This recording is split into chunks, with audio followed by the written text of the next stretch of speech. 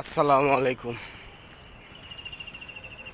আমি ভালো আছি আলহামদুলিল্লাহ, আল্লাহর রহমতে আপনারা ভালো আছেন। আজও সকাল সকাল আসলাম শরীর স্বাস্থ্য ঠিক রাখার জন্য, একটু হাঁটা চলা করার জন্য আসলাম আমাদের এই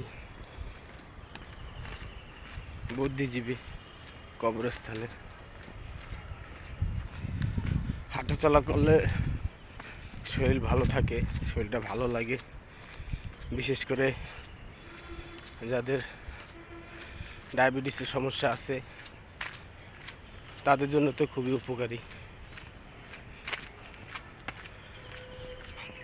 হাঁটার জন্য আমাদের বুদ্ধিজীবী কবরস্থান খুবই একটা উপযুক্ত জায়গা।